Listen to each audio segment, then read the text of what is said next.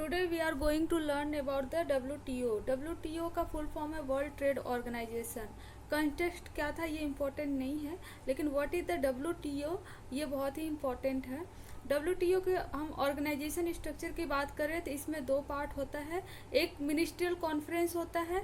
Ministerial conference जो है top most decision making body होता है WTO को. सपोज कोई प्रॉब्लम हो गया ट्रेड से रिलेटेड लेके एक कंट्री से लेके दूसरे कंट्री में, तो यहाँ पे एक जो मिनिस्ट्रियल बॉडी होती है वो डिसीजन मेकिंग बॉडी होती है, जो कि WTO की top most decision making body होती है, और ये 2 साल में एक बार मिलती है.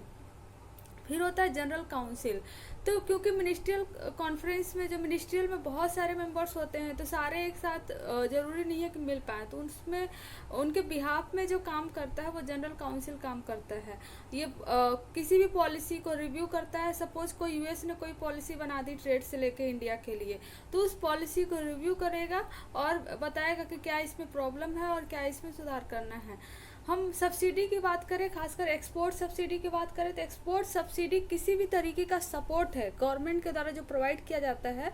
जो भी मर्चेंट्स होते हैं जो एक्सपोर्ट करते हैं एक कंट्री से दूसरे कंट्री में, either in the form of the shipping या किसी भी फॉर्म में, अगर उनके एक्सपोर्ट को बूस्ट अप करते हैं तो उसको एक्सपोर्ट सब्सिडी कहते हैं.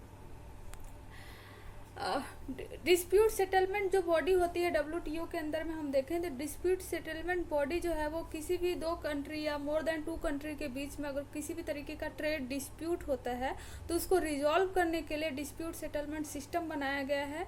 और ये ऐसा नहीं है कि बस एक सिंगल ट्रेड रिलेटेड प्रॉब्लम को डिस्प्यूट को सॉल्व करती है, पॉलिटिकल नेगोशिएशन भी करती है, और ट्रेड रिलेटेड कोई भी डिस्प्यूट है उसको भी सॉल्व करने का, रेजोल्यूशन करने का काम करती है. तो ये बना था, उरुग्वे राउंड नेगोशिएशन चल रहा था 1986 से 1994 के बीच में.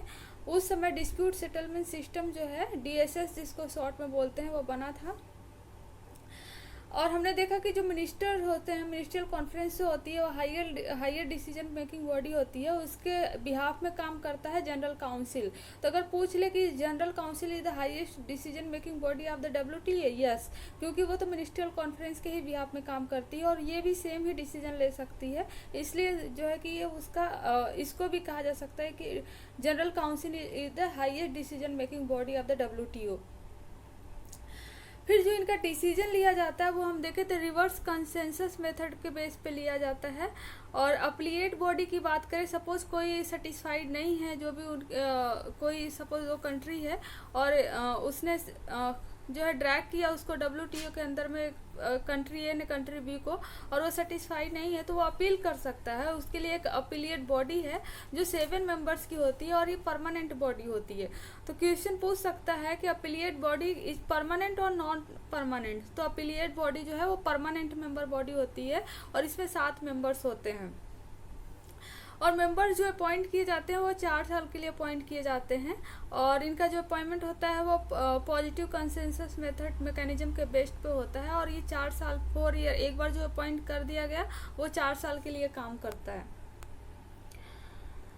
अगर हम ट्रेड से पूछे कि क्या WTO के अलावा कोई और भी बॉडी है जो ट्रेड रिलेटेड डिस्प्यूट को सॉल्व करती है, पॉलिसी बनाती है, कि नहीं, WTO एक सिंगल ही वनली ग्लोबल इंटरनेशनल ऑर्गेनाइजेशन है जो कि कंट्रियों के बीच में किस तरीके से स्मूथली उनके बीच में ट्रेड्स होते रहें, इसलिए इसको बनाया गया है. और यही एकमात्र सिंगल बॉडी है.